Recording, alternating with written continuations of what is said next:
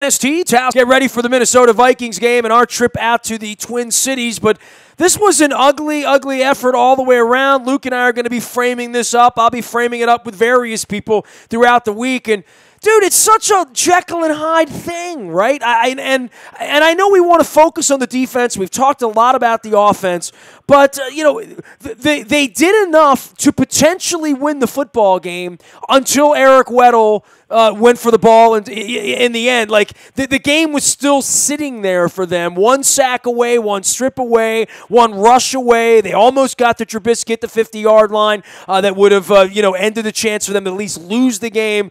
But defensively, I'll just start with this. Without Brandon Williams, they're a different defense, and I think that's very, very obvious, and we could sit here and talk about injuries and whine and cry, and you know what? The Packers' offense is going to be different without Aaron Rodgers, too, I have a feeling. But all that being said, they miss him, and if they can get him back, if we're trying to be optimistic about the second half of the year while no one's running away and hiding in this division or, quite frankly, much of anywhere, I would think that the story starts with Brandon Williams. I don't know where it ends, but it starts there. Yeah, I mean, when you put that kind of an investment in a player in the offseason and he hasn't been around, of course you're going to miss.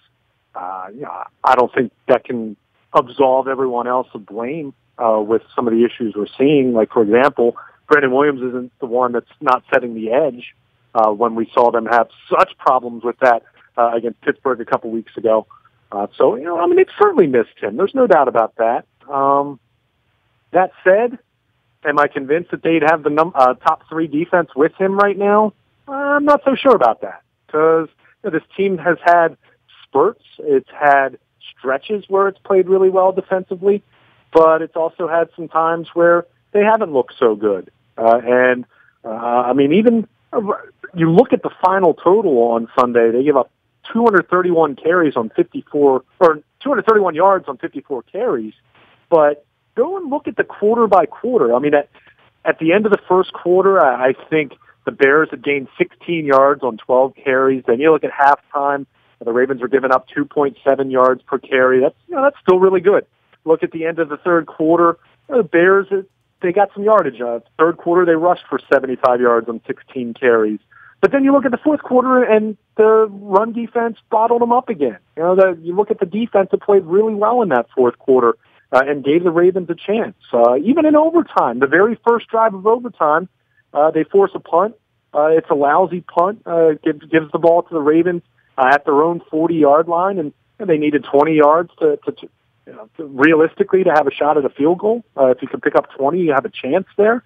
But then we saw the offense wasn't able to do that, and Eric Weddle, for whatever the reason, goes for a strip instead of making a tackle when you have a team backed up with a rookie quarterback, knowing that you've already returned 2 kicks for touchdowns to that point.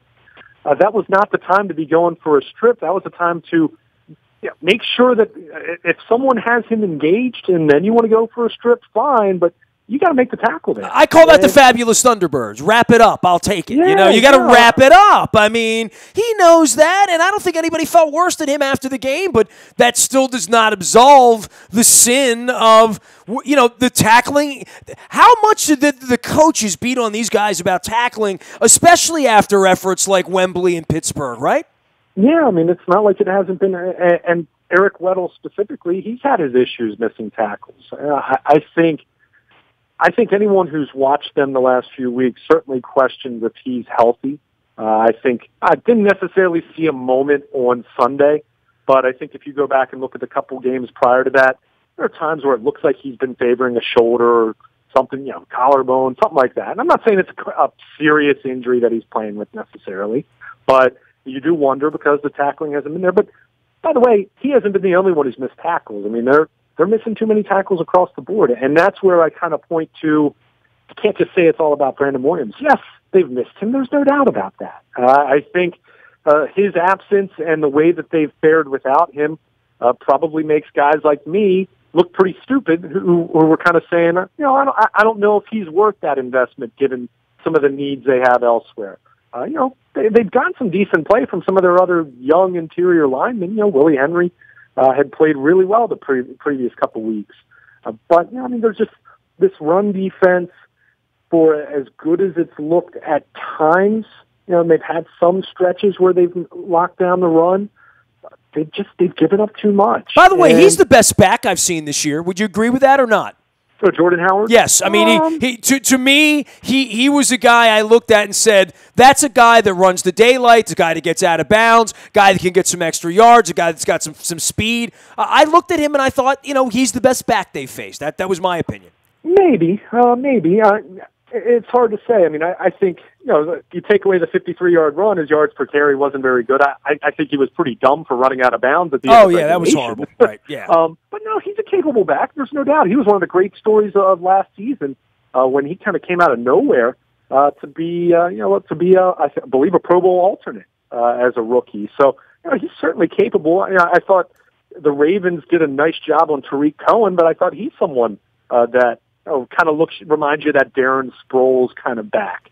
Small and really shifty. But the Ravens did a nice job on him. But again, they had large stretches of this game where they were able to make stops. But I mean, it's just not consistent. The run defense just has not been where it needs to be. And and this is where I'll say, and I can almost predict that Dean Pease will kind of be asked about the run defense, and he'll kind of say, well, they gave up X number of runs that kind of messed up their average, which, that's cherry-picking stats. I mean, you can do that for anything. Well, yeah, we gave up too many big plays. It's not a good way to describe things, right? But that said, even if you look through three quarters, when the Ravens at that point were only allowing 3.5 yards per carry, and regulation, when they at the end of regulation, they'd given up 159 yards on 47 carries. Now, 3.4 yards per carry, that's a pretty good average. But the problem is the Ravens allowed the Chicago running game to remain functional. They needed to shut that down and force them to throw the football with Mitch Trubisky. And they weren't able to do that nearly consistently enough. I mean, this is a game that went into overtime, and the kid threw 16 passes. I mean, that's not good enough. That shows that you're giving up too much on the ground. And, when you have a case like this, 3.5 yards per carry allowed, which is what they did until overtime, that's still not good enough, because that's still putting them in third and short kind of situations where they can run for a first down. They can have him roll out and take off as he did did it a couple times. Had some nice runs. It keeps them on schedule. The Ravens did not do nearly enough as a run defense to keep Chicago off schedule. They allowed too much yardage, even if it was modest at times. And then, of course, once they got to overtime, they get the big home run with Jordan Howard, going off for 53 yards and making it kind of elementary after that. So, I mean, it's just Brandon Williams is certainly part of it, and that's where, unlike the offense, you do look at him coming back and you say, okay, there's reason to have hope that it can get better. At the same time, and how I felt about their offseason in saying, okay, you're going to spend all these draft picks and all this free agent money on your defense. You better have a great defense. And what I'm seeing right now, even with Brandon Williams, I'm not sure it's a great defense. So they need to get better. And on the back end, we talked about Weddle. I'm still waiting to see what the Ravens invested $34 million in Tony Jefferson for. He's beaten in coverage again by a tight end on Sunday for a touchdown. I mean, the tight end thing that's got to eat at all of them, right? That's a problem. I mean, Mercedes Lewis did it against them. They give up two tight end touchdowns on Sunday. I mean, that can't happen. I mean, you were priding yourself in having these two safeties. You have C.J. Mosley, who has not been very good in coverage so far this year. As much as he made strides last year, kind of reminds me of how he looked in coverage prior to that, which he had some issues with that in 2015. So, I mean, it hasn't been good enough. It hasn't been their biggest problem, but since the first 2 weeks when they forced 10 takeaways, and I think we all agreed that they weren't going to force 5 turnovers a game. I mean, that's completely absurd to expect. Yeah, they went 2 for 2, and we kind of got ahead of ourselves thinking it was going to be an 80 turnover season. Yes. I mean, you're not going to do that, but at the same time, their defense hasn't been a big enough reason why to win games. Certainly, I don't blame the defense for what happened on Sunday. I blame the offense way more. But that said, this defense didn't make enough plays to flip the field. They didn't create. This is the kind of game you look at a rookie quarterback. You're thinking, shut down the run and then make this guy throw it 35 times. And you know what? If he has to throw it 35 times, he's probably going to throw it to you three or four times. Kind of like what the Ravens were able to do against Deshaun Kaiser in Week 2, and they just weren't able to do that. They gave up just enough in the running game that they were allowed to continue to just run it and really minimize Trubisky's chances. And then when he did have the ball in his hands, the Ravens gave up some plays in that regard too. So, it's just wasn't a completely awful defense, but certainly wasn't good enough. He is Luke Jones. He is Baltimore Luke, and Luke at WNST.net. One thing from a strategic standpoint, you and I kind of got into it when there was 4th and 1. It was was it a 6-point? It wasn't a 6-point game then. It was a 5-point game. Whatever it was, was it a 4-point game? What was the score? It was a 4-point game because they needed 2 field goals would have won the game, but they needed a touchdown. And on 4th and 1, I said they should kick a 48, 49-yard field goal here. That feels automatic when you have Justin Tucker. They did not do that. They made the first down. I fell on the Twitter sword, and then lo and behold, the ball's coming back the other way, and all hell's breaking loose, and it's an 11-point game, right? At that point. And at that point, I said, kicking field goals is a big part of their strategy for me because I said to you, they're going to wind up kicking a field goal anyway. It was 6.5 minutes left to go or whatever. I said they're going to wind up kicking a field goal from the 18-yard line and burning another 2.5 minutes off of here, and they're not going to have a chance to come back and kick the next field goal they're going to need to win because I didn't think they could score a touchdown. Dude, there was a lot of stuff that went on in this game that I didn't think was going to happen, including kickoff returns that it looked like the guy landed and rolled around and got back up, ran for a touchdown. Then we go back and see the replay of that. Drop passes and just weird stuff all the way around. But the kicking part of the Ravens game, 6 games into this, it is such a part of their arsenal to be able to kick some field goals when they stall at the 30 or 35-yard line, which this offense is going to be lucky to get to the 30 or 35-yard line a whole lot. But it is a missing element here, winning field goal games, especially with the defense supposed to be tight and every game's going to be tight in a field goal game. At some point, I feel like Tucker's going to emerge and be a huge part of winning a game. I kind of thought Sunday was going to be that day, but we're almost halfway through the season, and, our kicker can make some longer field goals, but he hasn't been called upon in any weird situation to win games. And, I'm just making a point about our kicking game, I guess. Yeah, man. I would have agreed with you if that ball had been somewhere, say, 4th and 1 from the 20, the 23, the 24. I think for one thing, I don't think we should consider it automatic for him to make a 50-yard field goal. Fair enough. It's certainly if you're tying the game there or taking the lead, have at it. So, but I think it was valid, and you certainly that wasn't a hindsight being 2020 thing. You absolutely did say that before. They converted. Well, my way of thinking of it is they're not going to score a touchdown later. Two field goals is going to be the way they're going to win the game. I don't think they're going to make a 4th and 1.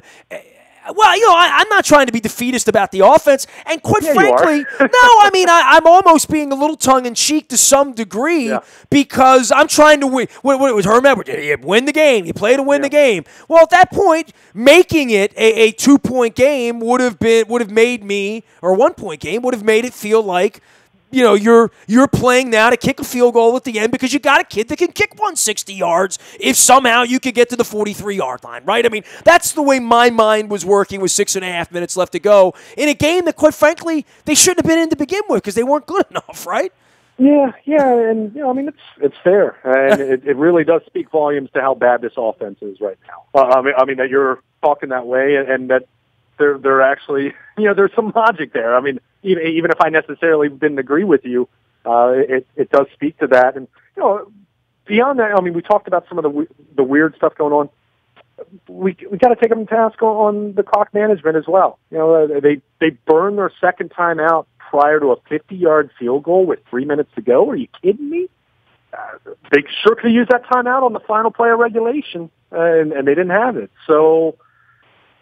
But again, that goes back to things and this is something where you do put it on John Harbaugh because clock management, they have not been very good in that department, and I don't know if that's something out of the Andy Reid University bylaws or something because he's notoriously known for poor clock management, going way back to his Philadelphia days. But,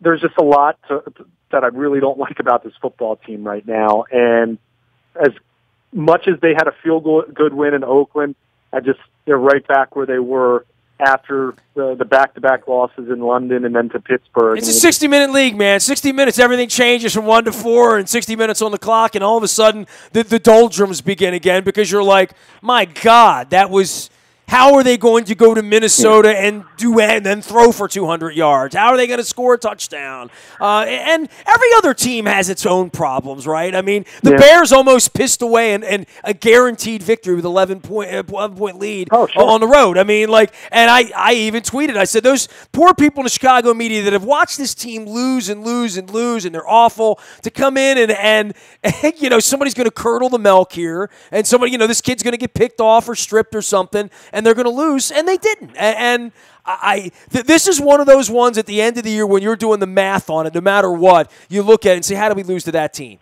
on that Sunday? Yeah, right. And I think that's what's disconcerting. I mean, I hear exactly what you're saying about the just volatile nature, the mercurial nature of the NFL, and it's absolutely true. You do look at it week to week, but you also look at the DNA of the Ravens under John Harbaugh, and they haven't been very good on the road. Even when they were at their best, they typically were 500 on the road at best. I mean, that's just kind of the way they were in those first 5 seasons when they made it to the playoffs and, of course, culminated with the win in 2012 in the Super Bowl. But they've been so good at home. And if you had told me at the beginning of the season that the Ravens would, let's say they went to Chicago instead of playing at home, and they had a game like this, that wouldn't have surprised me. I mean, they've lost to bad teams on the road plenty, and that happens. I mean, Pittsburgh went to Chicago a few weeks ago and stunk it up the same day that the Ravens were embarrassed in London. So that happens. Honestly, one of the reasons they've never lost one of these games is because they've never really been a 3-13 team. And this is the kind of game 3-13 teams lose to 1-4 teams at home. They've never – the reason they've won 7, 8, 9, 10 games every year is they never lose games like this, ever. Right. They just don't lose games like this at home. I mean, they've lost to some bad teams on the road. And if we're being fair, they did lose to Cleveland when they got off to the 0-3 start in 2015 when the injuries – hadn't got to a ridiculous level at that point. They did lose in overtime to Cleveland and Baltimore. I mean, and Cleveland was not good 2 years ago. So it's not as though it hasn't ever happened, but it's been so rare to see them, one, just lose home games, two, to lose to a team that on paper, I mean, they gave up 27 points to this offense, really? And who knows? Maybe 5 years from now, we're talking about Mitch Trubisky taking the Bears to a Super Bowl. He certainly flashed and did some nice things, but certainly wasn't the difference in the game. Those receivers, I mean, my goodness. We were talking about the Ravens receivers. You can barely name any of those guys other than Kendall Wright, who, of course, came up with a huge play in overtime to basically make the final field goal elementary. But you just look at the talent level that the Bears had on offense, and to think that the Ravens gave up 27 points to those guys, really? And that's where you kind of look at this and say, yeah, the offense tops the list as far as their issues, but this defense, even without Brandon Williams being on the field, has not been good enough. He is Luke Jones. He is Baltimore Luke on Twitter and Luke at WNST.net. We did not discuss the secondary as much, and against this receiving core, which were street wide receivers, kind of, sort of, and obviously against this kind of quarterback, you weren't going to be exploited in that way. Who knows what the Case Keenum and Minnesota's got up their sleeve or whatever? But the gunslinger quarterbacks, this was not that, and I really did think they would go up in the air and get the ball a couple of times. And to your point, not 5, but I thought that something significant would happen because of a rookie quarterback, that there'd be some shakes, some yips, some really bad passes, some great opportunities. Maybe a guy would drop an absolute easy. There wasn't a whole lot of that going on. That kid kind of held his poise a little bit. He didn't throw the ball around like a lollipop, Yeah, I mean, he had the fumble on the sack strip from Ladarius Webb. And Cohen had a fumble as well. So, I mean, the Ravens, they just, and you said it, I mean, the secondary, they weren't really tested a whole lot. I mean, clearly when the quarterback throws 16 times, keep in mind Tariq Cohen threw the touchdown, which that was another thing we needed to mention. A 1-4 football team, you got to be ready for stuff like that, and they weren't. Well, by the way, the Kendall Wright pass across the middle, like I have never ever in history, I've never seen a receiver get into a seam like that with literally 15 yards in every direction around him. I mean, it was that can't be happening week 6 when you're talking about veteran guys in a secondary, and all of your starters in your secondary are out there right now. Yeah, I mean, we know that Jimmy Smith isn't 100%, and they rotated Marlon Humphrey in there for him, kind of like they did in the Pittsburgh game. He certainly played more extensively than he did against Oakland last week, where he only played 7 defensive snaps and really only saw him for a few plays after that fumble recovery where he aggravated the Achilles. But I mean, just again, this should have been that kind of matchup where you're thinking, oh, maybe not 5, but Ravens should probably force 3 or 4 takeaways here. They got a couple fumbles, and that was good to see. And certainly those played a nice part in helping out their football team. But at some point, you'd like to intercept the pass. At some point, maybe a defensive touchdown. And it really, again, speaks to the defeatist attitude that you kind of have with the offense right now. But considering they had 2 special team scores, and here I'm lamenting about the fact that the defense couldn't come up with the defensive score. But it's just where they are right now. And again, the defense hasn't been their biggest problem, but statistically, not very good. And I think you look at how that game played out, it played well at times and certainly had a big fourth quarter for them, but I mean, that was bad in overtime. You give up your longest run of the afternoon in overtime, and then you give up a huge reception that basically makes it, not a chip shot, but made it a 40-yard field goal, which, that's not a chip shot in the NFL, but that's a very easily makeable. It's an extra point. Yeah. I mean, right. I mean, it's just that's kind of the way it is right now. So. That wasn't good to see. I know the time of possession, you can kind of point to that in times where the offense couldn't stay on the field, and I get all that. And certainly the Bears had it for almost 39 minutes, so that's something you have to keep into account. So I'm sure fatigue played a role there. But again, so many draft picks, so many free agent contracts, so many resources put into this defense, and Brandon Williams or not, it has to be better than what we've seen. And once he does come back, and I think, if I had to bet now, I'd say there's a good chance he's back on the field against Minnesota because he did get back on the practice field on Friday. We talked to him in the locker room. Sounds like he's a guy on the cusp of returning, but they got to be better. And it's not Brandon Williams coming back isn't going to solve all their problems. They have to be more consistent setting the edge. They got to clean up their coverage against tight ends. I mean, that's something that's absolutely killed them. I mean, look at the percentage of touchdown passes they've allowed this year that have gone to tight ends. I mean, you got to clean that up, especially when you look at the money they've invested at the safety position. Tony Jefferson's reputation was to be able to lock down tight ends, and we haven't seen that. So it's just they've got to be better, and Dean Pease has to be better. The players have to be better. So. As much as we point to this offense as being the biggest crisis that they're dealing with right now, and I'll borrow the line that I've used for Joe Flacco a lot over the last couple of years. Maybe he hasn't been the biggest problem, but he hasn't been a big enough part of the solution. I'd say the same thing about the defense right now.